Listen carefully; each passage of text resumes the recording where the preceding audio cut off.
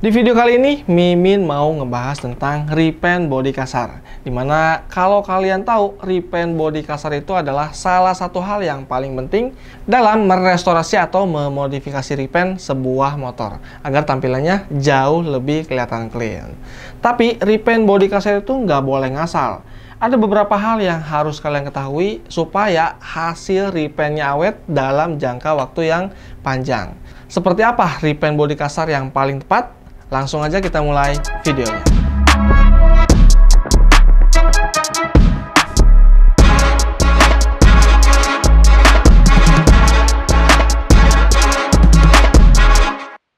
Halo Bro dan Sis, balik lagi di channel Aneka Ragam.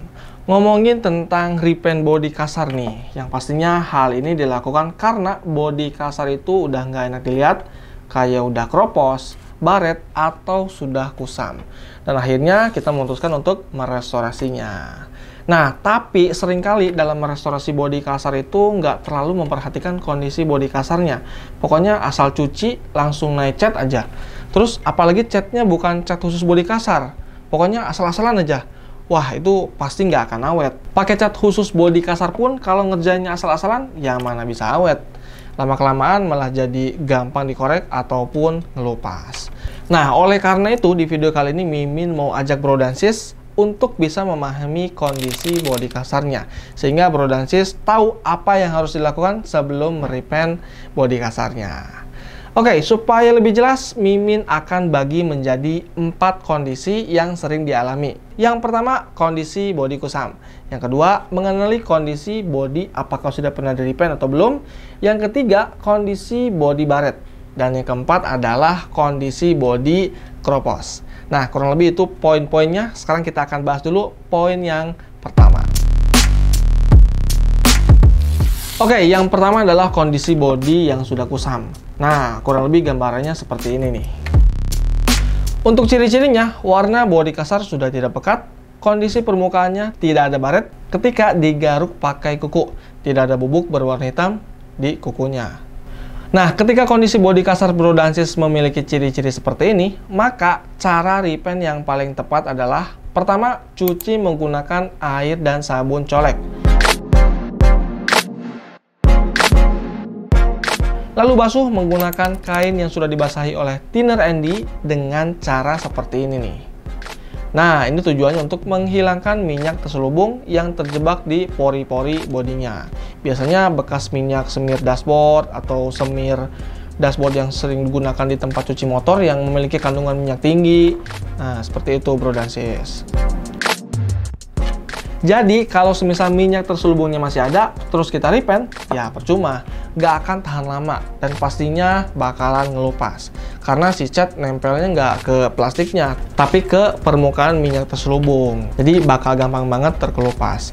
Nah, setelah dibasuh pakai thinner, tunggu kurang lebih 1-2 menit, baru lanjut ke pengecatan.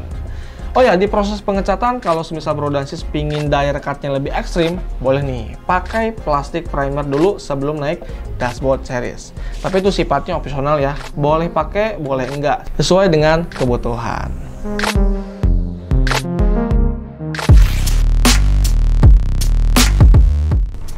Oke, lanjut. Yang kedua adalah kondisi spare part pernah di-repaint atau belum. Nah, biasanya kalau bodi kasar pernah di-repaint itu berasa tebal.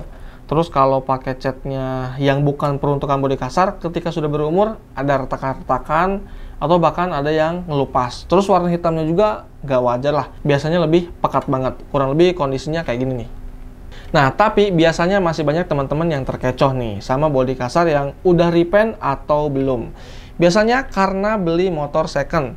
Terus kan karena penjualnya bilang masih original. Jadi ya percaya-percaya aja, ya kan? Nah, jadi kalau teman-teman merasa, aduh, saya nggak bisa bedain mana nih yang udah di-repaint atau yang belum. Nah, oleh karena itu, Mimin kasih tahu nih cara deteksinya. Jadi, cara deteksi yang paling efektif adalah kalian bisa gosokkan kain yang sudah dibasahi pakai thinner ke bagian bodi kasarnya. Sedikit aja. Kalau bodinya lengket dan kainnya menghitam seperti ini, berarti bodinya udah pernah repaint. Tapi kalau cuman kotor seperti ini, berarti belum pernah repaint. Nah, kalau sudah pernah repaint, baiknya diapain? Ya, kalau kondisinya banyak yang ngelupas atau udah terlalu tebal, Mimin sarankan rontokan terlebih dahulu. Karena kalau nggak dirontokin, takutnya muncul masalah cat ngelupas, retak, dan hasil akhirnya nggak akan maksimal. Jadi untuk step-stepnya, rontokin semua cat yang ada di bodi kasarnya sampai benar-benar hilang tak tersisa. Jadi harus benar-benar bersih ya. Lanjut cuci menggunakan air sabun colek. Terus keringkan, dan buat mastiin catnya benar-benar bersih, boleh dibasuh lagi pakai kain yang sudah dibasahi pakai thinner. Ini opsional ya, kalau kalian udah yakin, nggak juga nggak apa-apa. Setelah itu lanjut ke proses pengecatan.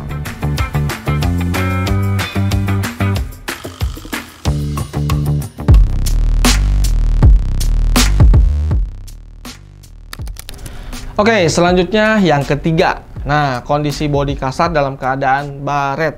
Nah, jika Bro dan Sis ingin merepaint bodi kasar yang mengalami baret, hal yang pertama yang harus dilakukan adalah proses pengamplasan untuk meratakan baretnya. Seperti yang kita ketahui, kalau baret itu ada beberapa level kan, yaitu baret halus, terus baret kasar, dan baret sangat kasar, atau bisa dibilang baret parah lah. Nah, yang pastinya dengan kondisi baret yang berbeda-beda, penanganannya pun beda-beda. Misal untuk baret halus seperti ini, tinggal amplas menggunakan nomor 800 atau 1000. Lalu untuk baret kasar seperti ini, start amplas dimulai dari nomor 600, 800, lanjut nomor 1000. Dan yang terakhir adalah baret sangat kasar atau baret parah. Contohnya seperti ini nih. Nah, untuk baret kasar seperti ini, Mimin sarankan start amplas pakai nomor 400. Setelah baretnya dirasa tidak terlalu kasar, lakukan penyemprotan plastik primer dengan penggunaan 1-2 lapis saja, supaya nantinya dempul merekat dengan sempurna. Lanjut dempul untuk menutupi baret yang cukup dalam. Lalu setelah itu, amplas lagi menggunakan nomor 600, 800, 1000 untuk meratakan dempulnya. Nah, setelah proses pengamplasan selesai, baru boleh lanjut ke proses pengecatan dashboard set.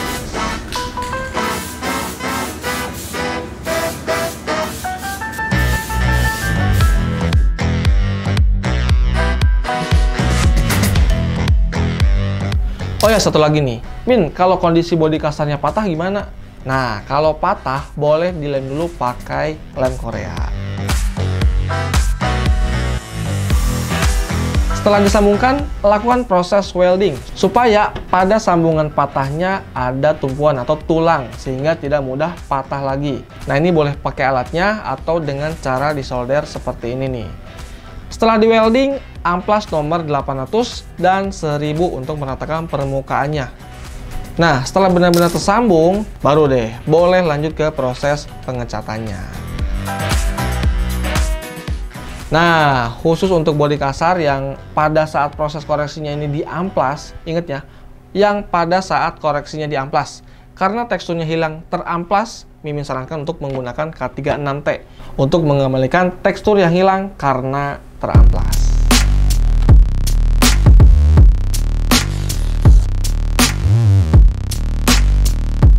Terus yang terakhir adalah yang keempat. Nah, ini kondisi permukaan spare part-nya. Nah, biasanya yang udah berumur dan sering kepanasan kehujanan, permukaan bodi kasarnya tuh akan keropos. Contoh yang udah keropos kayak gini nih. Warnanya belel dan gampang untuk digores. Dan meninggalkan bubuk hitam di kuku seperti ini. Kalau bahasa Sundanya mah muruluk. Nah, kondisi seperti ini nggak layak untuk di-repaint. Kalau misalkan maksain di-repaint, cat nggak akan bisa merekat maksimal pada bodi kasarnya. Dan nanti hasil akhirnya bakalan gampang banget digores. Karena catnya nempel ke bagian yang keropos. Oke, kebetulan Mimin sengaja repaint bodi kasar bagian box filter yang udah keropos.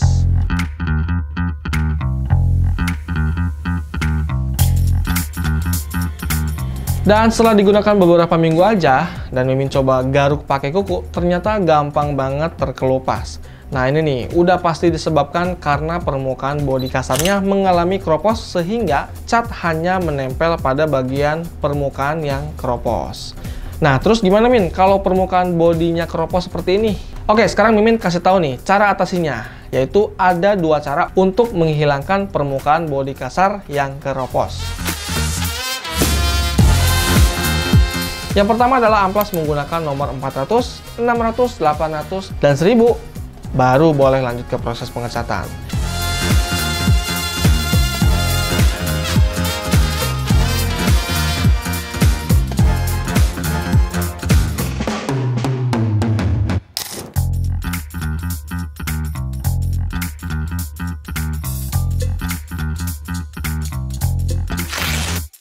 Yang kedua adalah kalau Bro-Dan-Sis punya heat gun di rumah, boleh tuh dipakai buat ngilangin permukaan keroposnya pakai heat gun. Kalau pakai hair dryer rasanya nggak bisa ya, soalnya kurang panas gitu. Untuk caranya, panaskan sampai permukaannya meleleh seperti ini nih, ke semua bagian permukaan. Kalau udah selesai, amplas nomor 800 atau 1000 kalau permukaannya nggak rata. Oh ya, untuk proses pengecatan, Mimin ingetin lagi nih. Pengecatan dilakukan dengan cara tipis-tipis, jangan langsung tebal. Oke, step pengecatan yang pertama, Mimin bakalan menggunakan plastik primer untuk mendeteksi minyak terselubung, sekaligus Mimin pengen daya rekatnya lebih maksimal. Penggunaan plastik primer ini opsional ya. Ingat, opsional, boleh iya, boleh enggak. Setelah penggunaan plastik primer, Mimin lanjut ke pengecatan K36 dashboard black sebanyak 2,5 lapis saja, dengan cara tipis-tipis hingga merata.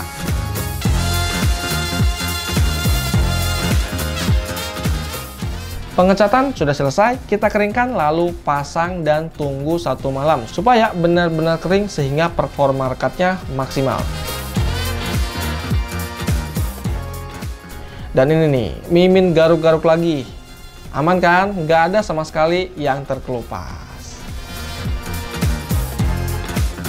Nah, kurang lebih itu beberapa hal yang harus diketahui oleh Bro-Dan-Sis ketika Bro-Dan-Sis ingin merepaint bodi kasar, supaya hasil repaintnya itu lebih awet, dan yang pastinya hal ini harus dibarengi dengan perawatan ya. Ya minimal kalau misalkan kotor ya cucilah. Percuma kan kalau misalkan cara koreksi dan repaintnya udah bener, tapi nggak dirawat, udah kotor didimin aja. Ya lama-lama bakalan kusam lah, ya kan? Nah, jadi Mimin ingetin lagi, hasil repaint itu bakalan awet kalau cara koreksi dan repaintnya tepat dan juga dibarengi dengan perawatan.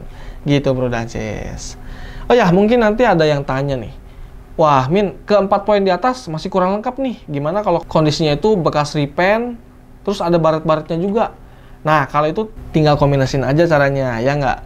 Rontokin dulu cat sebelumnya, terus amplas, dempul, amplas lagi, baru naik ke step pengecatan. Beres, ya kan? Ya memang sih kemungkinan segala kondisi itu pasti banyak banget. Tapi ya di sini Mimin kasih tahu secara garis besarnya saja, yaitu di 4 poin yang Mimin bahas tadi. Selebihnya Bro-Dan-Sis tinggal kombinasin aja cara-caranya.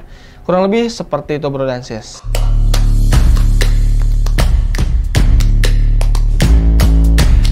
Oke, mungkin segitu aja untuk video kali ini. Terima kasih buat Bro-Dan-Sis yang udah nonton dari awal hingga akhir.